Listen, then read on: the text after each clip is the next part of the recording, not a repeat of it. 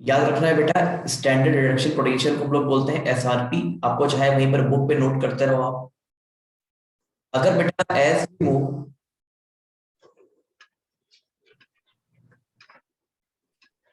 Up to down, अगर बेटा हम अप से डाउन चलेंगे तो क्या होगा, हमारा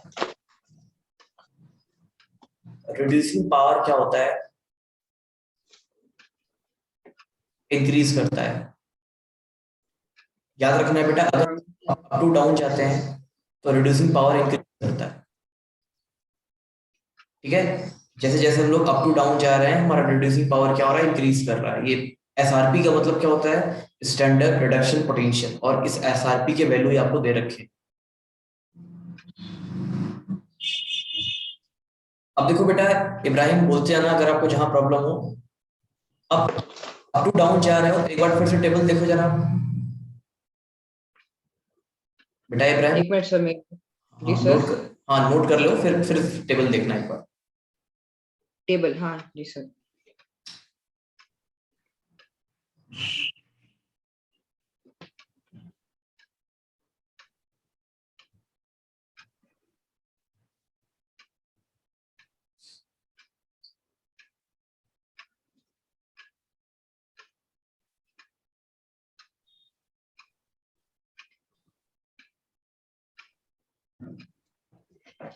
हाँ जी सर।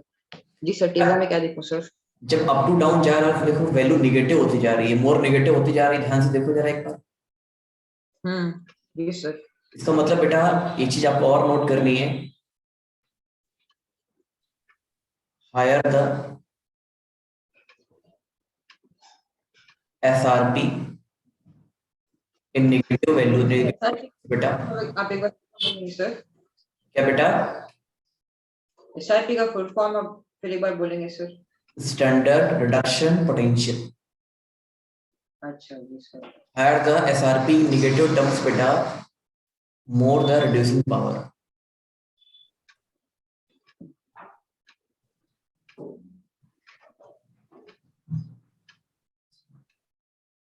ये भी आपको याद रखना है कि रिडक्शन पोटेंशियल की वैल्यू जितनी ज्यादा निगेटिव होती है बेटा, उसका रिड्यूसिंग पावर उतना अच्छा होता है। ठीक है, उसका रिड्यूसिंग पावर उतना अच्छा होता है। हम्म अब आपको देखो बेटा, मान लीजिए यहां पर दो चीजें दी हुई हैं। एक मान लीजिए आपको मेटल दिया हुआ है A2 + अपॉन A, इसका एसआरपी ये दिया गया, सॉरी इसका एसआरपी आपको दिया गया है, मान लीजिए इसका एसआरपी आपको दिया गया है -0.03 वोल्ट। और एक बेटा मेटल हमें B+3/B दिया गया है, इसका एसआरपी दिया गया है -0.05 वोल्ट। ठीक है, जी सर। आपको बताना है बेटा कौन सा बेस्ट रिड्यूसिंग एजेंट है, ए बेस्ट रिड्यूसिंग एजेंट है या बी बेस्ट रिड्यूसिंग एजेंट है। देखो बेटा, बी सर। बी की वैल्यू ज्यादा नेगेटिव है तो बी बेस्ट रिड्यूसिंग एजेंट है। और याद रखना है ये उस हिसाब से काम करेगा एनोड पर, और ये काम करेगा कैथोड पर। अगर जो रिड्यूसिंग एजेंट होता है बेटा, आपको पता है उसका ऑक्सीडेशन होता है, और ऑक्सीडेशन कहाँ पे होता है, एनोड पे होता है। रिडक्शन कहाँ होता है, कैथोड पे होता है। ये बात समझ में आ रही है। जी सर। तो ऐसे आपको थोड़ा सा चेक करनी होती है चीजें, इस पे बेस्ड क्वेश्चन करेंगे तो और कॉन्फिडेंस आपका बढ़ जाएगा एकदम से। अगर इसका रिवर्स भी हम लोग सोचेंगे तो वो भी सही है बेटा, ऐसे हम लोग आप बॉटम से टॉप पे जाएंगे तो हमारा ऑक्सीडेशन पावर बढ़ता है। अगर हम टेबल में देखेंगे बेटा तो फ्लोरीन हमारा बेस्ट ऑक्सीडाइजिंग होगा, देखो ध्यान से फ्लोरीन सबसे ऊपर है।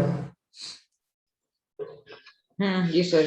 सबसे और फास्ट लिथियम, है। लिथियम सबसे बेस्ट रिड्यूसिंग एजेंट होगा। जी सर।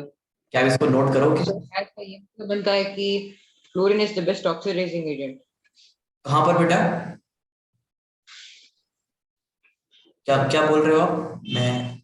सर क्या इसका ये मतलब बनता है कि fluorine is the best reducing mean oxidising agent? Yes yes, यही मतलब होता है। अच्छा जी सर। आप नोट कर लीजिए, चाहे तो 2 मिनट 1 सेकंड लगेगा आपको। कर लिया सर। कर लिया, वेरी गुड।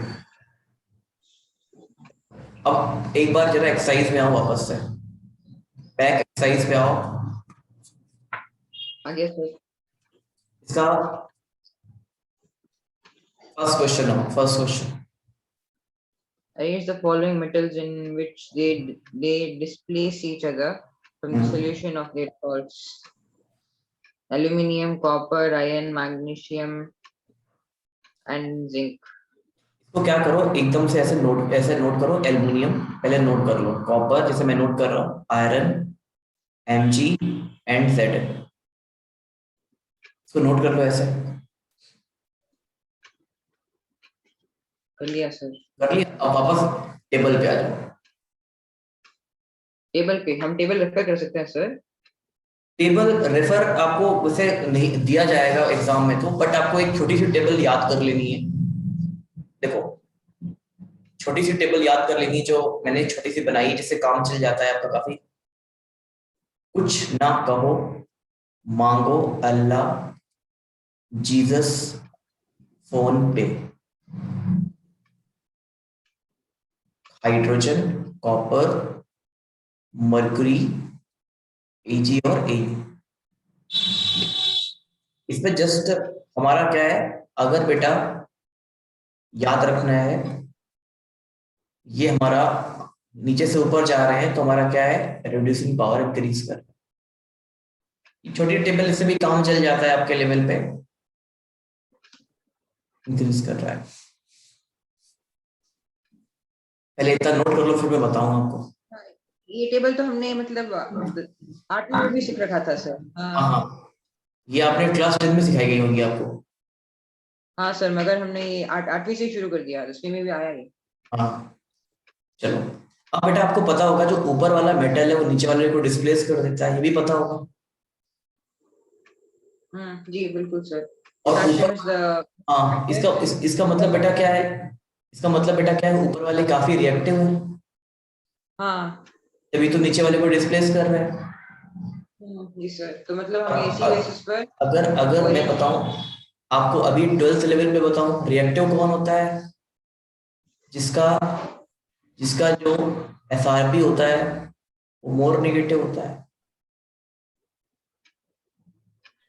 ये भी मैंने थोड़ी देर पहले बताया अभी आपको, ये मोर लेस होता है, मतलब मोर मिनिमम होता है, ऐसा बोले आप। आपको ये भी बात पता है ना कि जिसका एसआरपी सबसे नेगेटिव होता है वो मोस्ट रिएक्टिव हो जाता है। जी। अब एक काम करो, टेबल से इनके एसआरपी देखो जरा। एल्युमिनियम का एसआरपी देखो बेटा, एल्यूमिनियम का एसआरपी, एल्यूमिनियम यहाँ पे लिखा हुआ है, इसका एसआरपी देखो आप, इसका एसआरपी है -1.66। कॉपर का एसआरपी आप देखो बेटा, तो कॉपर का एसआरपी है 0.34 वोल्ट प्लस का। आयरन का एसआरपी देखो बेटा, आयरन का एसआरपी आपका है -0.44। मैग्नीशियम का एसआरपी देखो बेटा -2.36। और जिंक का एसआरपी देखो बेटा, इनका आ रहा है मतलब इस टेबल में तो 0.77 लिखा है सर। किसका बेटा, आयन का। आयरन का आयरन का देखो बेटा, आयरन का। वो आप हाँ जी सर। वो आप आयोडीन देख रहे हो मुझे लग रहा है। Fe3 plus E minus. Fe3 + E-। हाँ जी सर। कितना दिया हुआ है, 0.77 दिया है सर। माइनस में दिया हुआ, बट नहीं, पॉजिटिव में है सर। नहीं यार, ऐसा नहीं होगा, देखो। मैं देखने में कुछ गलती कर रहा हूँ। नहीं नहीं, सही है दोबारा। Fe2+ वाला देखो नीचे, Fe2+ वाला। 2 प्लस। हाँ, -0.44। हाँ जी सर। तो क्या ये दोनों अलग होता है सर?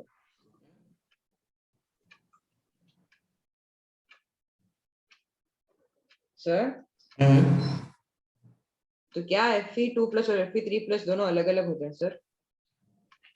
अलग नहीं होते। Fe3+ मतलब वैलेंसी 3 वाला है, और Fe2+ वैलेंसी 2 वाला है। आप परेशान मत हो, हर समय आपको वैल्यू दी जाएगी, हर समय आपको अच्छा। वैल्यू दिए जाएंगे।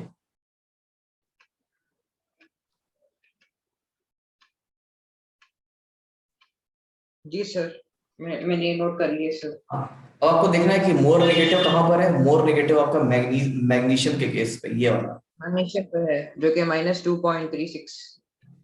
तो बेटा देखो, मैग्नीशियम सबसे ऊपर होगा टेबल में, फिर एल्यूमिनियम होगा, फिर आपका जिंक होगा, फिर आपका आयरन होगा, फिर आपका क्या होगा, फिर कॉपर होगा। अगर कॉपर है तो हाँ कॉपर होगा। अब क्या हो, इसमें क्वेश्चन क्या पूछ रहा है कि कौन किसको डिस्प्लेस कर देगा। तो मैग्नीशियम तो देखो बेटा सबको डिस्प्लेस कर देगा, एल्युमिनियम नीचे बेचारा नेगेटिव है। पाएगा, जिंक दो को कर पाएगा, और कॉपर किसी को रिड्यूस नहीं कर पाएगा। ठीक है, जी सर। कॉपर किसी को डिस्प्लेस नहीं कर पाएगा। ये क्वेश्चन समझ में आ रहा है अच्छे से? जी सर। ठीक है, तो मैंने दोनों कॉन्सेप्ट समझा दिया, आपके बेसिक लेवल के कॉन्सेप्ट से भी समझा दिया और ये हायर लेवल से भी समझा दिया। अब आते हैं बेटा आप 3.2 पर, क्वेश्चन नंबर 3.2 पर। Standard electrode potentials K plus by K equal to -2.93 volts. हम्म अभी Silver plus by silver equal to अब ये ना करके केवल अगर नीचे arrange these metals in increasing order of reducing power, अगर ये करो तो रहेगा, मतलब इनको। हाँ। सर पहले आएगा पोटेशियम, हम्म फिर आएगा मैग्नीशियम। जो सबसे निगेटिव सबसे पहले आएगा बेटा। सबसे ज्यादा नेगेटिव जो है वो पहले आएगा सर। हाँ, पोटेशियम, फिर मैग्नीशियम, सही है बेटा, फिर क्रोमियम, फॉलोड बाय क्रोमियम, फिर फिर मरकरी। मर्क्यूरी, और फिर फिर आएगा सिल्वर। ठीक है, 3.3 आपको खुद से कर लेना है एक बार। 3.3 देख लो, ऐसा है उसमें बहुत डिफिकल्ट नहीं है। 3.3 पर देख लो एक बार, इसको खुद से कोशिश करना। ठीक है, चलिए आज हम लोग दूसरी थ्योरी पे आते हैं बेटा। और अब बुक बंद कर दो, जरूरत नहीं है बुक की। अब देखो बेटा, हम लोग आज समझेंगे एक इक्वेशन होता है जिसको बोलते हैं नस्ट इक्वेशन। हम लोग लास्ट क्लास में क्या कैलकुलेट किए थे, अगर आपको याद आ रहा हो बेटा, कैलकुलेट किए थे E not cell is equal to E not of cathode minus E not of anode. बेटा जो आपका ये जो ई नॉट था ना, ये आपका एक स्टैंडर्ड वैल्यू था।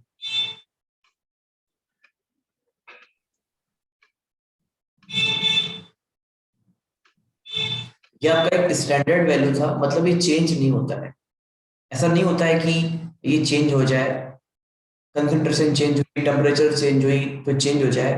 तो नस्ट इक्वेशन क्यों यूज होता है कि अगर बेटा हमारा किसी सेल का मान लेते हैं कंसंट्रेशन चेंज होता है, या बेटा मान लेते हैं किसी सेल का टेम्परेचर चेंज होता है, तो हमें नस्ट इक्वेशन की जरूरत पड़ती है। ठीक है, देन हम लोग नस्ट इक्वेशन की जरूरत हमें पड़ती है, ये याद रखना है। तो इसकी जरूरत कैसे पड़ती है, देखिए, that is E not of cell is equal to E not, sorry, E cell.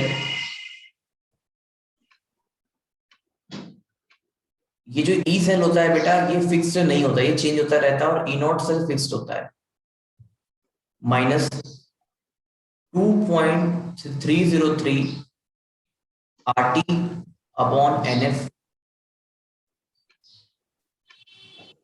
log of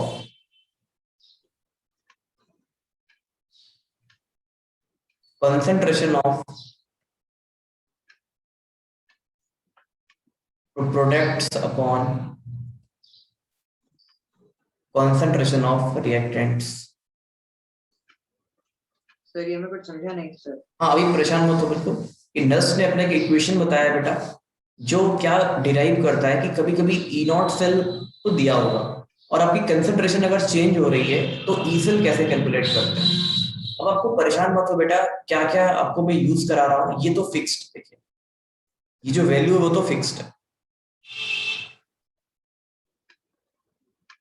अब ये आपका टी टेम्परेचर है, और बेटा जो एन है, एन हमारा क्या होता है, एन होता है नंबर ऑफ इलेक्ट्रॉन,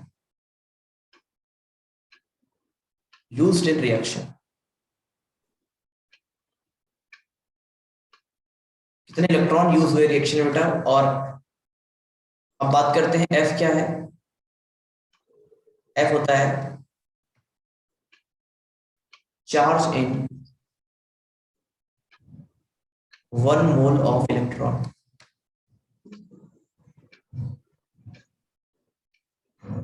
ये बेटा 1 मोल ऑफ इलेक्ट्रॉन का चार्ज है, दैट इज 1 फेराडे,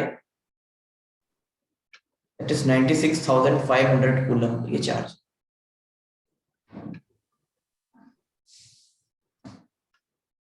ठीक है, 96,500 कूलम ये 1 मोल इलेक्ट्रॉन का चार्ज है बेटा।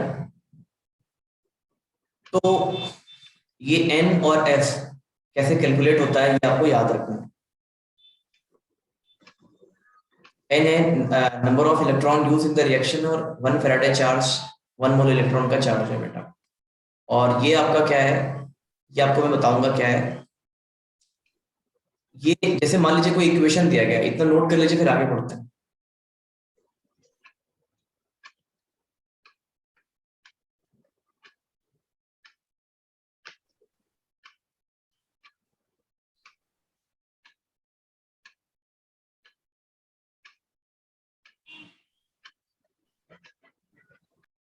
देखो एक्चुअली होता क्या है कि जैसे आपका ये दिया हुआ है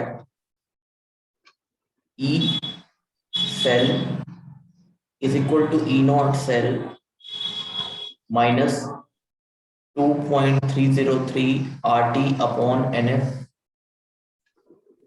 log of concentration of Products by concentration of reactants. इसको कैसे लिखते हैं, क्योंकि नया चीज है आपके लिए बिल्कुल बेटा। देखो एक चीज आपको याद रख लेना है कि जो टेम्परेचर होता है वो नियर अबाउट आपको पता है 25 डिग्री सेल्सियस 25 डिग्री सेल्सियस पे काम होता है 298 केल्विन में। और फेराडे चार्ज को पता ही है 96,500 कूलम है। आर की वैल्यू पता ही है 8.314 होती है बेटा। अगर इसको आप सॉल्व करते हो बैठ के आराम से तो बेटा ये वैल्यू नियर अबाउट टू आती है 0.0591 बाय एन, क्योंकि एन तो वेरिएबल है, log of concentration of product upon concentration of reactant। याद, concentration of product minus concentration of reactant। और आपको n को पता ही है क्या है। मान लीजिए बेटा आपका एक इक्वेशन दिया हुआ है like Zn plus copper sulphate equal to ZnSO4 plus copper, ये दिया हुआ है। और तो पता है कि यहाँ पर ये सॉलिड है, ये एक्वस है, ये हमारा एक्वस है और ये हमारा सॉलिड है। तो अगर मैं आपसे बोलूं यहाँ पर इब्राहिम की E cell is equal to E not cell minus of 0.0591 upon 2, क्योंकि 2 यहाँ पर इलेक्ट्रॉन यूज होंगे बेटा। आपको पता है जिंक जब कन्वर्ट हो रहा है तो एक्चुअली में ये जिंक 2+ पे कन्वर्ट हो रहा है, ये आपको पता है। नंबर ऑफ इलेक्ट्रॉन पर 2 यूज हुए, log of concentration of zinc sulphate concentration of copper upon beta concentration of zinc into concentration of copper sulfate। अब आपको पता है बेटा सॉलिड का कंसंट्रेशन 1 होता है, ये आपको पहले से ही पता है, मैं कोई नई चीज नहीं बता रहा आपको। E cell is equal to E not cell minus of 0.0591/2 log of concentration of zinc sulfate upon beta concentration of copper sulfate।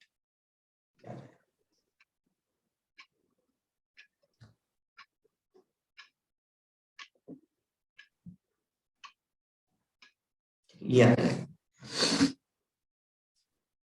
E cell is equal to E naught cell minus 0.591/2 log of concentration of zinc sulphate upon concentration of copper. Sir ये Na=2 कैसे आया sir आपके पास? क्या? Na=2 कैसे आया sir? देखो बेटा, मैंने बोला n क्या है, नंबर ऑफ इलेक्ट्रॉन जो कि यूज हुए हैं इस रिएक्शन में। तो एक्चुअली में जिंक किस में कन्वर्ट हो रहा है, ध्यान से देखो, जिंक सल्फेट में। और कॉपर आयन किस में कन्वर्ट हो रहा है, कॉपर मेटल में। कितने इलेक्ट्रॉन यूज हो रहा है टोटल, 2 इलेक्ट्रॉन तो यूज हो रहा है, तो n की वैल्यू 2 होगी अच्छा, ना। Number of electrons used in reaction. अच्छा जी जी। और ये वैल्यू आपको वैल्यू या तो गिवन होगी बेटा, ये कैलकुलेट हो जाती है, आसान होता है ये तो कैलकुलेशन। इसके बाद ई नॉट ई से ला जाएगा आराम से। सर ये जो लॉग होता है ना सर, हाँ ये हमें मतलब टेबल दिया जाएगा सर? हाँ, लॉग टेबल मोस्टली नहीं दिया जाता, डायरेक्ट वैल्यू दी होती है, तो आप परेशान मत हो।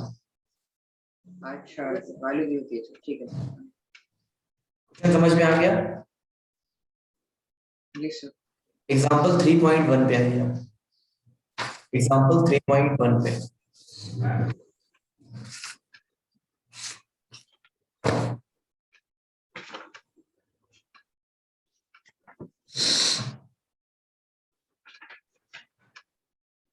जी sir. Please read Represent the the question. cell in which the following reaction takes place. हाँ Magnesium salt state plus 0.0001 molar of 2 Ag plus gives Mg2 plus in 0.13 molar हाँ plus 2 Ag in solid. Calculate its E cell and E naught cell if E naught cell is 3.17 volts. तो मतलब हाँ concentration भी देख, E naught cell भी है हमारे पास, और यहाँ पे 2 इलेक्ट्रॉन यूज हो रहे हैं क्योंकि Mg is becoming Mg2+ ना सर। हाँ। और एंड सबसे बड़ी बात जो आपको है यहाँ पर, सबसे पहले सेल रिप्रेजेंटेशन आना चाहिए। तो क्या आप सेल को रिप्रेजेंट कर पाओगे? मैंने लास्ट क्लास में सिखाया था आपको सेल को रिप्रेजेंटेशन करना। देखो फिर से। सर पहले मतलब 2 हॉरिजॉन्टल लाइन, 2 पैरेलल लाइन होंगे। एक बार देखो, mg plus twice ag plus is equal to mg twice plus plus twice ag। तो मैंने बोला था इसको 2 पैरेलल लाइन बना देंगे, ये सॉल्ट ब्रिज है। Salt bridge. इसके बाद इलेक्ट्रोड्स पे आएंगे आप। ये जो लेफ्ट एनोड का। यहाँ पर ऑक्सीडेशन होता है, और जो राइट पार्ट होता है यहाँ पर रिडक्शन होता है, ये पता है आपको। जी सर। दैट मीन्स बेटा, रिडक्शन होता है या ऑक्सीडेशन होता है तो mg जो है Mg2+ में ऑक्सीडाइज हो रहा है, और Ag1+ Ag में रिड्यूस हो रहा है। Ag1 Ag में रिड्यूस हो रहा है बेटा। अगर मतलब जो में है वो कैथोड है ना सर? हाँ, अब एक बार आपको याद रखना है, यहाँ पर इसकी कंसेंट्रेशन अगर गिवन हो तो वो लिख देना होता है, हालांकि गिवन होती है आयन की तो उसमें लिख देना होता है। अब आपको पता है पर n की वैल्यू क्या है, आपको पता है यहाँ पर n की वैल्यू 2 है, क्योंकि इलेक्ट्रॉन यूज हो रहे हैं। Cell is equal to E, cell की वैल्यू भी गिवन है बेटा, दैट इज 3.17। मैंने कहा था वैल्यू ऑलवेज पॉजिटिव होती है। 0.051/2 लॉग ऑफ, देखो बेटा ये तो सॉलिड है, इसको लिखने से कोई फायदा मिलेगा नहीं हमें, तो ना ही लिखो, कोई फर्क नहीं पड़ेगा। तो कंसंट्रेशन ऑफ Mg2+ अपॉन बेटा कंसंट्रेशन ऑफ Ag1+ का होल स्क्वायर, ठीक है। और ये वैल्यू आपको यहाँ पर रख देनी है, जो भी वैल्यूज आपके पास है बेटा।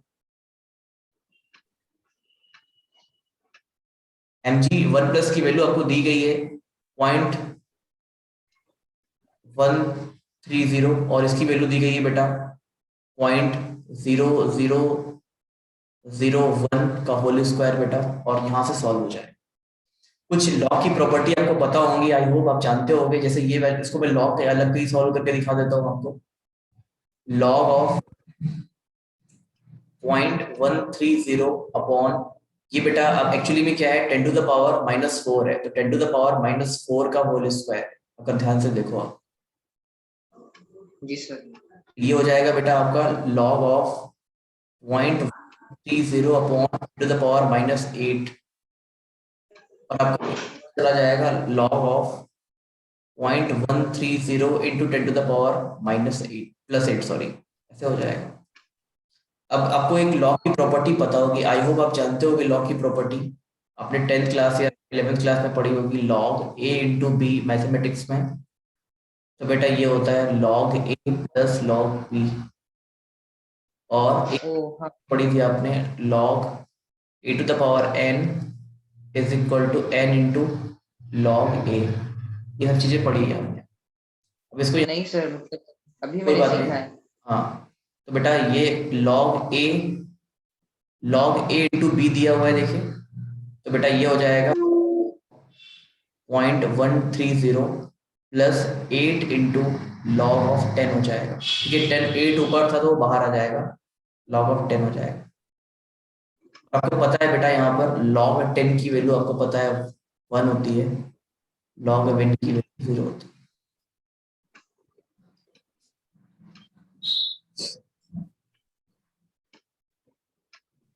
वैल्यू को वहां पर रख देना, आराम से आपका आंसर आ जाएगा। सर इस वैल्यू को वहां पुट करोगे ना, थोड़ा सा कैलकुलेशन टफ होगा, और उसके बाद आंसर आ जाएगा।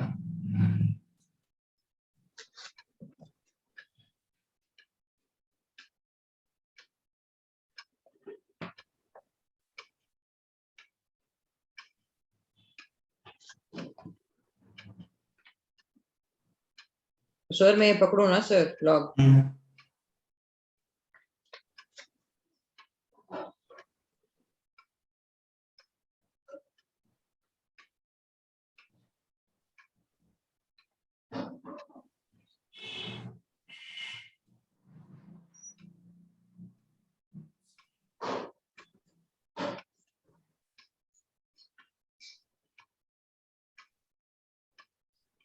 सर लॉग 0.130 को पकड़ने के लिए हमें रो नंबर 13 को रेफर करना पड़ेगा ना सर? Yes yes yes.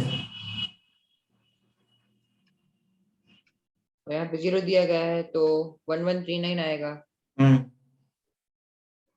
मगर सर इस डेसिमल प्लेस का क्या करते हैं सर, मैं भूल गया। कौन सा डेसिमल बेटा? 0.130 आ रहा है ना सर, अगर हाँ तो 130 होता तो हाँ तो इस 1139 होता। देखो बेटा, इसको आपको ये वाला वैल्यू ना, इसका लॉग का वैल्यू आपको गिवन होगा, ये वाला वैल्यू आपको गिवन होगा, और अगर आपको अप्रॉक्स वैल्यू चाहिए भी मालूम नहीं दिया तो चलो हम बता देते हैं आपको कैसे। इसको लिख सकते हैं अपन 13.0 मतलब 13 into 0 into 10 to the power -2, और इसको फिर से ओपन कर लो एक बार, log of 13 -2 of log 10। Log of 13 की वैल्यू कितनी होती है? लॉग ऑफ 13 की वैल्यू निकाल सकते हो आप, लॉग ऑफ 139 11, 39 सही है सर। हाँ 39, 1.1139 होगी बेटा, कैसे सर?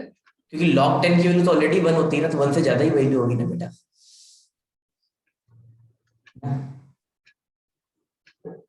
अच्छा जी सर। जो भी हो मतलब 1 से ज्यादा ही होगा वो, ठीक है, तो ये वैल्यू यहाँ पर फेंक देना आप, और आपका सॉल्व हो जाएगा क्वेश्चन। अच्छा जी सर। ये थोड़ा सा कैलकुलेशन देखो टफ है बस, बाकी अगर आपने प्रोसीजर समझ लिया है तो फिर कोई प्रॉब्लम नहीं होगी आपको सॉल्व करने में। अच्छा जी सर। ठीक है, तो इसमें मैथमेटिक्स है, ये कि केमिस्ट्री तो ऊपर ही खत्म हो जाती है इसकी, सिंपल मैथमेटिक्स का खेल है इसमें। एक दो प्रॉब्लम मैं आपको करवा देता हूँ ताकि आपको थोड़ा सा कॉन्फिडेंस आ जाए बेटा। आप आओ, प्रॉब्लम नंबर इसके जस्ट पेज टर्न करो 3.5, एक क्वेश्चन दिया हुआ है in text question. Calculate the EMF of the cell in which the following reaction takes place. Nickel Yes. plus 2 in 0.002 molar हाँ gives 2 nickel 2 plus in 0.160 molars हाँ plus silver. हाँ।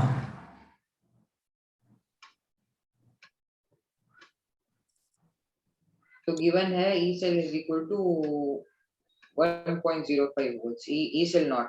ई not cell, हाँ E not cell जी sir.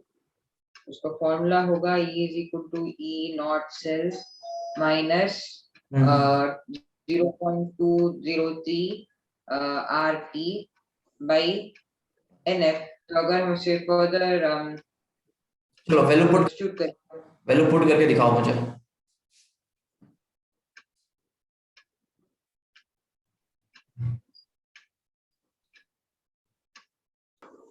और अच्छा question, एक बार ध्यान से क्वेश्चन देख लो जरा, क्या दिया हुआ है, रीड करिए question. calculate the potential of hydrogen electrode in contact with the solution whose pH is 10।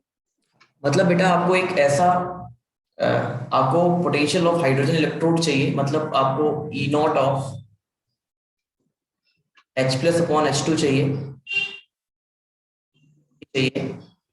और जो कि कांटेक्ट में रखा हुआ है ऐसे सॉल्यूशन के जिसका पीएच कितना है 10 है। वो ऐसे सॉल्यूशन के कांटेक्ट में है जिसका कि पीएच क्या है बेटा 10 है। ठीक है, अब calculate the potential of hydrogen electrode. अब आपको पता है बेटा, एक चीज तो पता है कि नॉर्मल जो हाइड्रोजन इलेक्ट्रोड की वैल्यू होती है, ईएमएफ जो होता है वो 0.00 वोल्ट होता है बेटा, अगर आपको पता। हाँ जी सर, आपने बताया था ये। तो ऐसे हाइड्रोजन इलेक्ट्रोड का पोटेंशियल आपको निकालना है बेटा जो कांटेक्ट में है। मतलब ऑब्वियसली बात है बेटा, यहाँ पर क्या भरा हुआ है, यहाँ पर तुम्हारा भरा हुआ है एसिड, भरा हुआ है HCl टाइप का कुछ एसिड भरा हुआ है, और यहाँ पर यहाँ से तुम्हारा रिडक्शन हो रहा है और यहाँ से H ion half of H2 पे कन्वर्ट हो रहा है। नॉर्मल हाइड्रोजन इलेक्ट्रोड के कॉन्सेप्ट मैंने सिखाया था लास्ट क्लास में, तुम्हें सिखाया था ना। अब जी सर। ये तो पता ही है आपको, क्या पता है बेटा, E not cell is equal to E cell minus हाँ 0.0591 upon n of log of sir, sir actually वो E cell is equal to E not cell होना चाहिए ना सर। हाँ सॉरी, और ये आपका रिएक्टेंट। अब देखो बेटा, ई नॉट सेल कितना है, 0.0 वोल्ट है, माइनस 0.591 अपॉन एन की वैल्यू देखो कितना है बेटा, सिंपल बेटा 1 इलेक्ट्रॉन लग रहा है यहाँ पे, लॉग ऑफ H2 की whole power half upon H ion, ये H आयन। अब देखो ध्यान से बेटा मेरी बात समझो, अगर pH आपका 10 है तो H आयन कितना हो जाएगा, ये आपको पता है, क्लास 10th पे ही हम पढ़ा करते थे ऐसे question, 10 to the power minus 10, याद है। जी सर। तो बेटा ये आपका कितना हो जाएगा, माइनस ये जीरो तो हट जाएगा, माइनस 0.591 लॉग ऑफ H2 हमारा सिंपल है तो उसका 1 ले लेना concentration upon 10 to the power minus 10 हो जाएगा नीचे, तो ये हो जाएगा minus 0.591 into log of 10 to the power 10 हो जाएगा,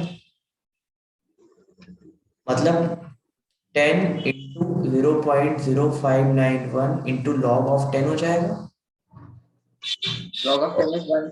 और लॉग ऑफ 10 1 होता है तो 0.0591 0.591 माइनस ये आंसर आ जाएगा। अच्छा जी सर। ये हमारा आंसर हो जाएगा। एक बार देख लीजिए जरा सही से,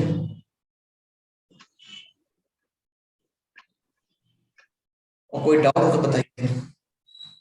नो सर, नो डाउट्स। पापा कोई दिक्कत बेटा। No sir. अब मैं, क्लियर। हाँ मैं आपको कुछ क्वेश्चन दे रहा हूँ, आपको आराम से बैठ के लगाना बेटा।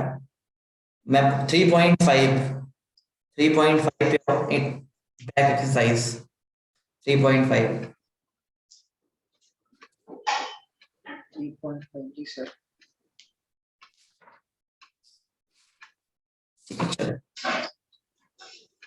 3.5 पे जो ई नॉट सेल है वो आपको कैलकुलेट करना होगा बेटा गिवन टेबल से, क्योंकि वहां पर ई नॉट सेल भी नहीं दिया गया है, तो आपको टेबल का यूज करना पड़ेगा। आपके पास आई थिंक आपको टेबल समझ में आ रही होगी क्या होता है। हाँ जी सर। ठीक है चलिए, अब हम लोग क्या करने जा रहे हैं, अब हम लोग बेटा सीखने जा रहे हैं कि आपको पता होगी एक चीज, इक्विलिब्रियम क्या होता है।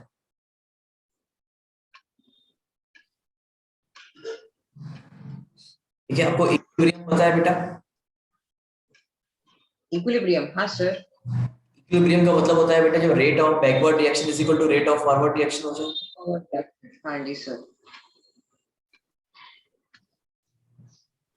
इसे ऐसे एरो से रिप्रेजेंट करते हैं। हाँ हाँ ये दिया हुआ है, और आपके पास बेटा यहाँ पर एक कैलकुलेट करने को आ जाए, इक्विलिब्रियम कांस्टेंट कैलकुलेट करने को आ जाए।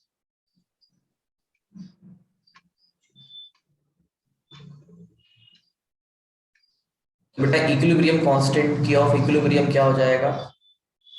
Concentration of C into concentration of D upon concentration of A into concentration of B, मतलब concentration of product upon concentration of reactant, is it? जी सर। देखो बेटा आपको क्या करना है यहाँ पर, हमें यहाँ पर नस्ट इक्वेशन की हेल्प से, यहाँ पर क्या करना है बेटा, नस्ट इक्वेशन की हेल्प से इक्विलिब्रियम कांस्टेंट कैलकुलेट करना सीखना है। अच्छा,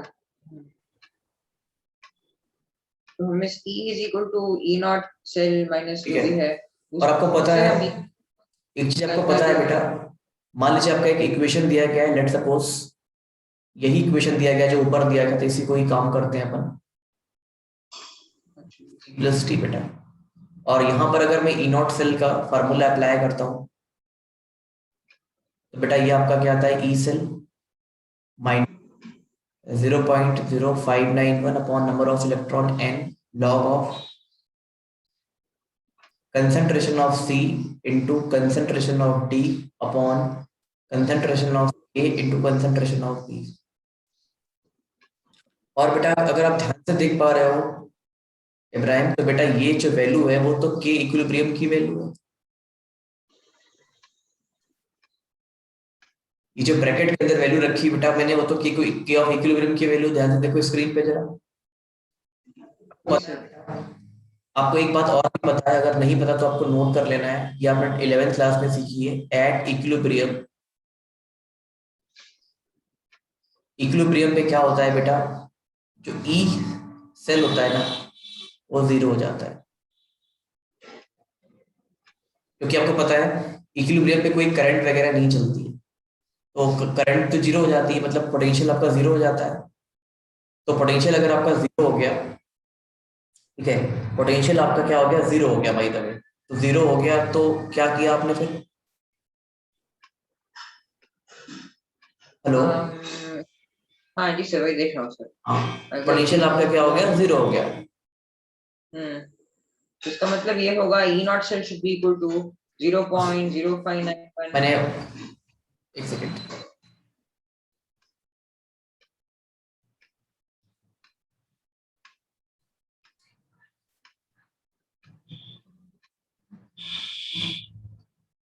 हाँ तो ये आपका जीरो हो गया बेटा, ई सेल क्या हो जाएगा,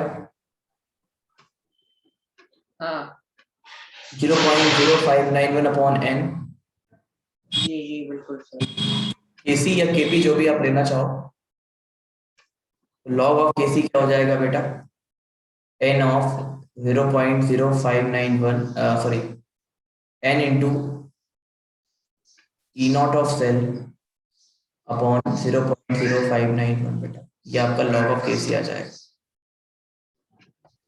इसके आप बाद आप इत्मीनान से log ऑफ केसी की वैल्यू को सॉल्व करिए, यहाँ केसी आ जाएगा बेटा। केसी कैसे आएगा, हर चीज में बता देता हूँ ताकि कोई डाउट नहीं रहे आपको। KC is equal to anti log of N into E naught on 0.059।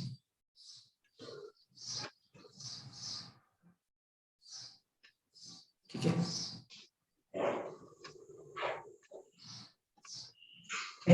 Isn't it, कोई प्रॉब्लम बेटा अभी तक? No problem sir. अब हम लोग क्या करेंगे, इसकी हेल्प से क्वेश्चन सॉल्व करेंगे, और क्वेश्चन है आपका 3.2 एग्जांपल। एग्जांपल 3.2 ओपन करो बेटा, क्या पहले नोट करोगे क्या इसको, सर तो नोट करोगे क्या? सर इस फॉर्मूले को ना sir E not equal to 0 करता हूँ। कर लो। Um,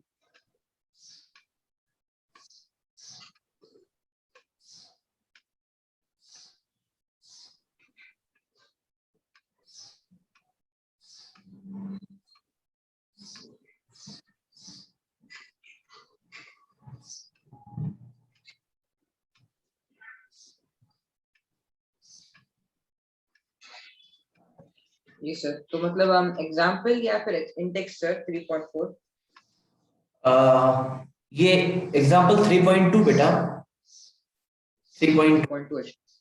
Calculate the equilibrium constant of the reaction copper plus 2Ag plus gives 2 Cu plus मतलब Cu2 plus 2Ag where E naught cell is 0.46 volts, तो मतलब यही फॉर्मूला इस्तेमाल करना है।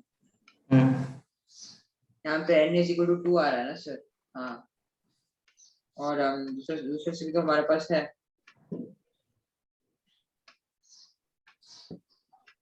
यस, देखो क्या बोल रहे, मतलब वैल्यू दिया जाएगा सर, क्या बोल रहे बेटा? एंटी लॉ का भी वैल्यू दिया जाएगा सर। एंटी लॉग का भी वैल्यू दिया जाएगा। देखो अगर एक मैं आपको शॉर्टकट सिखा देता हूँ एंटी लॉग का, जैसे दिया हुआ है मान लीजिए लॉग ऑफ, इसमें दिया हुआ है लॉग ऑफ सॉल्व करने के बाद आता है आपका 15.6, तो जो इसका एंटी लॉग अगर आप निकालेंगे, मान लीजिए ये के इक्वल है, ये के इक्वल है, या आप ऐसा समझ लो, और आपको यहाँ पर एंटी लॉग निकालना है, तो एंटी लॉग ऑफ अगर आपको चाहिए ये वैल्यू का, अगर आपको एंटी लॉग ऑफ 15.6 चाहिए लेट सपोज, तो आप ऐसी कंडीशन में क्या करते हो, ऐसी कंडीशन में क्या करते हो बेटा, आप 10⁻15 कर देते हो, नियर अबाउट टू। क्यों? क्योंकि ये 15 डेसिबल पे लिखा हुआ है, ये अंदर मतलब होल लिखा हुआ है, जैसे लिखा हुआ है 1.20, तो बेटा यहाँ पर 10⁻1 हो जाएगा और अंदर कुछ लाएगा। मान लो लिखा हुआ है एंटी लॉग ऑफ 3.12, तो नियर अबाउट इसकी वैल्यू 10⁻3 के आसपास आएगी। अच्छा, तो मतलब जो भी नंबर आ रहा है उसका हाँ टू द पावर 10, हाँ, उसका उसका 10 हो जाता है टू द पावर, माफ कीजिए सर। हाँ ठीक है, जी सर। अब चलो एक दो प्रॉब्लम कर लेते हैं, आप कुछ होमवर्क दे देते हैं फिर से आपको।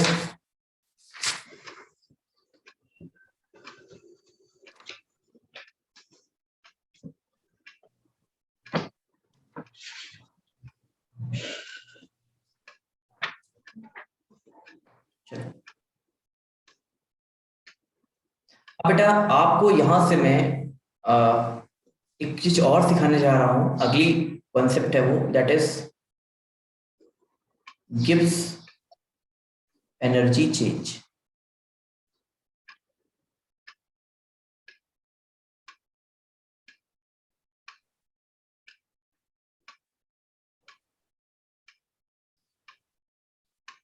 तो पहली चीज तो आपको जानना है बेटा कि गिब्स एनर्जी चेंज होता क्या है। ये होता है डेल्टा ऑफ जी नॉट या डेल्टा ऑफ जी होता है। अगर स्टैंडर्ड होगा तो नॉट होगा, नहीं स्टैंडर्ड लगा हो तो डेल्टा जी लगा होगा बेटा। और याद रखना है ये जो डेल्टा जी होता है, गिब्स एनर्जी चेंज को हम लोग एक और नाम से जानते हैं, तो स्टेट फंक्शन है, क्लास 11 में हमने पढ़ा है। दूसरा बेटा ये यूजफुल एनर्जी की होती है।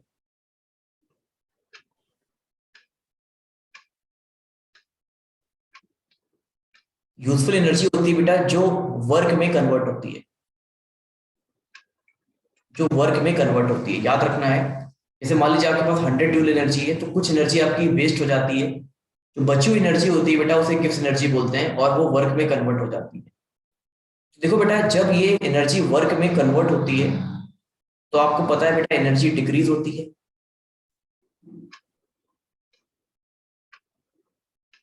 एनर्जी आपकी डिक्रीज होती है, और जब आपकी एनर्जी डिक्रीज होती है तो ये ओवरऑल नेगेटिव हो जाती है, क्योंकि आपको पता है जब इंक्रीज होता है डिक्रीज होता है एनर्जी का तो नेगेटिव हो जाती है। और बेटा ये होती क्या है, डेल्टा जी नॉट की वैल्यू होती है -n × f × E0 सेल,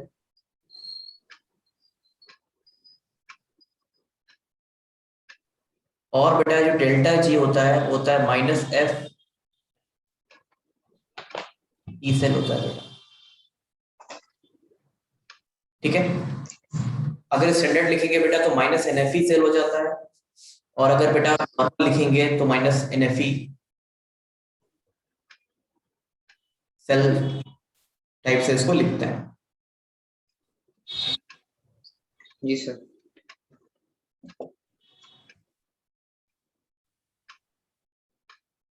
अब देखो बेटा, एक बात अपन जानते हैं, क्या जानते हैं, मान लीजिए दिया हुआ है zinc plus ion is equal to zinc 2 plus ion plus copper. बेटा यहाँ पर आपको गिब्स एनर्जी की वैल्यू लिखनी है, तो आपको पता है बेटा यहाँ पर n की वैल्यू आपकी 2 हो जाएगी, तो यहाँ पर जो डेल्टा जी नॉट की वैल्यू आ जाएगी वो -2 into F into E not cell आ जाएगी।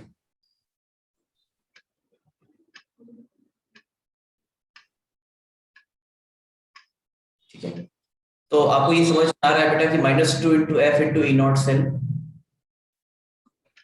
ठीक है, समझ में आ रही होगी कैसे क्या करना है, और एन की वैल्यू 2 कैसे आ रही है ये भी आपको समझ में आ रहा होगा। ठीक है बेटा, जी सर। कोई दिक्कत किस एनर्जी चेंज में? नो सर, मतलब समझ गया सर, मतलब इसमें हाँ, तो इसमें क्या होता है, इसमें क्या करता है, work done bye Gibbs energy होती है, गैल्वेनिक सेल होता है। अगर आपको नोट करना हो तो नोट कर सकते हो, work done by galvanic cell.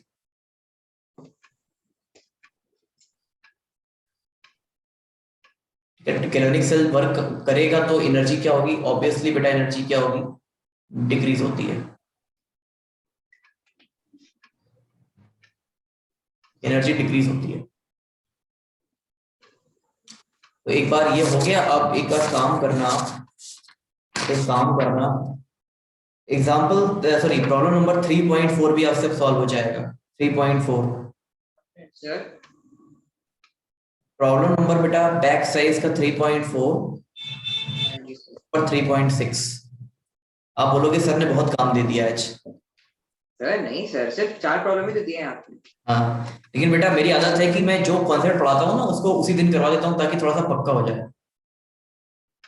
हाँ जी सर। नहीं तो आखिरी में करवाएंगे तो आप ही बोलोगे सर पता नहीं 1 महीने पहले पढ़ा था अब चला गया, अभी समझ में आ रहा मेरे। चलो, और बढ़िया हो, तुम्हारा हेल्थ वेल्थ सही है? सर हाँ जी सर। चलो और बताओ सर कुछ नई खबर।